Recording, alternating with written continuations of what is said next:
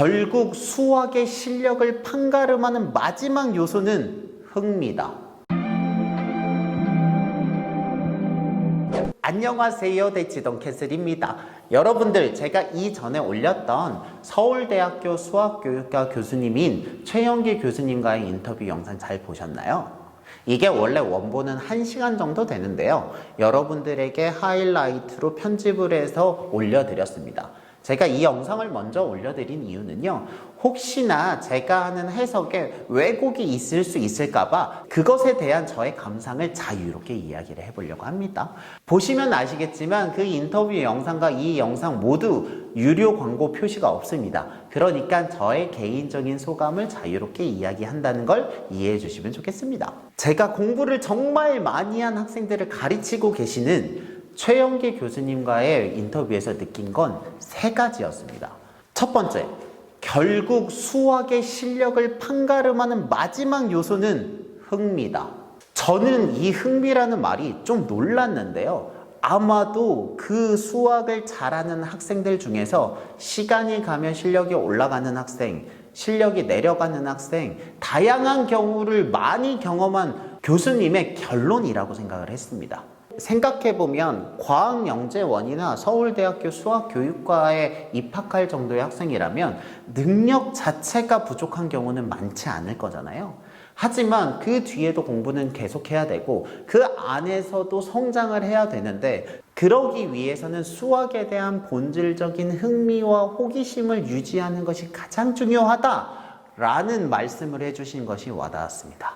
그리고 두 번째, 그러면 수학의 실력을 판가름하는 그 흥미는요, 결국 이해에서 나온다라는 것입니다.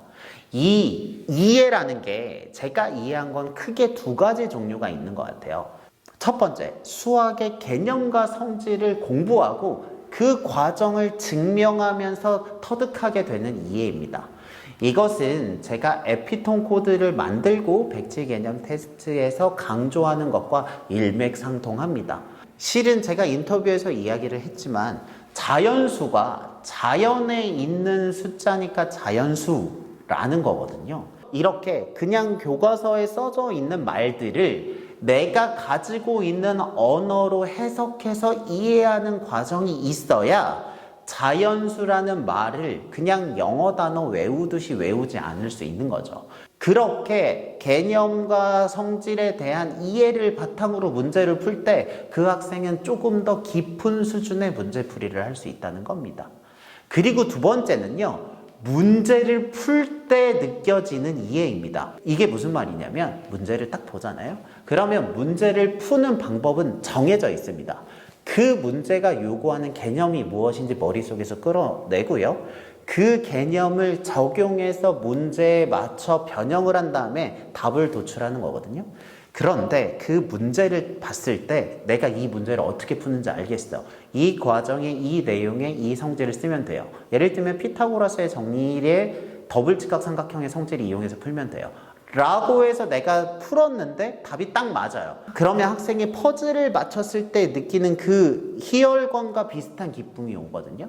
이렇게 문제를 풀 때 내가 어떻게 풀었는지 정확히 이해하고 깔끔하게 높은 완성도로 풀 때 이해가 된다고 생각합니다. 그렇게 2가지 이해, 개념을 증명하는 데서 나오는 이해와 문제를 풀 때 나오는 이해, 2가지 측면이 있는데 이 2가지가 조화로워야 한다는 거죠. 근데 현재 교육상 많은 경우에 2번째 문제풀이에 집중되어 있기 때문에 첫 번째 개념을 증명하고 성질을 이해하는 과정에서 느끼는 이해를 조금 더 신경 써주면 좋겠다라는 게 교수님의 말씀이었고요.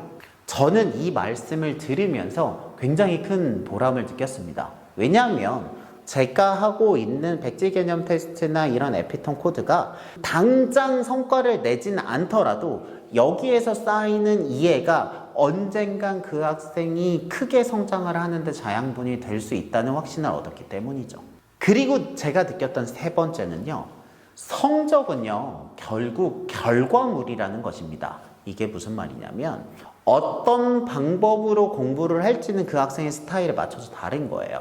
그런데 필기를 잘하는 학생이나 아니면 선생님의 말씀을 잘 이해하는 데 능력이 특출한 학생이나 결국 한 분야의 능력을 특출하게 잘 키우면 성과는 높아지고 성적은 좋아지거든요. 하지만 학생들은 공부를 한두 해 하고 말 거 아니잖아요. 지금 초등학생이면 초등학교, 중학교, 고등학교 적어도 6, 7년 이상은 공부를 해야 되는데 장기적으로 학생의 수학 실력에 도움이 되는 부분들을 지금 하고 있으면 당장 3개월, 6개월 내 결과가 나오지 않더라도 그것은 성적이라는 결과물로 구현될 수 있다는 거죠. 실제로 제가 중등과정 문제풀이반을 운영을 해보니까요.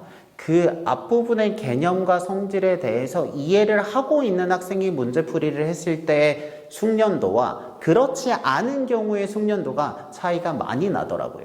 근데 이 숙련도 차이가 지금 당장 단원 평가의 결과에는 미미한 차이가 날 수 있지만 언젠가 내신이나 고등학교 수학, 더 어려운 수학을 공부하는 데 있어서는 결정적인 역할을 할 수 있을 거라고 생각합니다. 그렇기 때문에 당장 지금 성과가 나지 않고 번거롭더라도 장기적으로 학생의 실력에 도움이 될 수 있는 행위를 지금 한두 개 해서 시간을 좀 기다려 보시면 그것은 반드시 결과로 이어질 거라는 확신이 들었습니다. 그리고 제가 인터뷰를 하면서 교수님의 조심함을 좀 느꼈던 부분은요. 아무래도 입시 관련 내용이었던 것 같아요. 교수님의 위치를 고려해보면 충분히 그럴 수 있는 거겠죠. 그래서 현실적인 내용을 여쭤보는 데는 자리가 조금 적절치는 않았습니다. 하지만 저는 이 인터뷰가 의미가 있다고 생각을 했던 게 결국 서울대학교 수학교육과 교수님 정도면 수학을 공부하고 있는 사람 중에 거의 끝에 도달하신 분이잖아요. 그런 분이 봤을 때 정석에 가까운 것은 수학에 대한 흥미를 유지하고 개념과 성질에 대한 증명을 공부하면서 그 내용을 문제에 적용하면서 연습을 하라는 굉장히 단순하고 심플한 결론을 말씀해 주시는 게 좋았습니다. 그동안 저도 학생들을 지도하면서 묻혀 있잖아요. 그러면서 느꼈던 감정을 다시 한번 재조정하고 상쾌한 기분으로 돌아가는 느낌이 들었습니다. 저의 영상을 보신다면 그 인터뷰 내용을 이해하시는데 좀 더 도움이 될 거라고 생각합니다. 저는 무척 즐거운 시간이었고요. 다음에도 또 이런 기회가 있다면 적극적으로 가서 컨텐츠를 만들어 보겠습니다. 여러분들의 교육에 도움이 되었으면 좋겠습니다. 여러분들의 교육을 응원합니다. 저는 대치동 캐슬이었습니다. 감사합니다.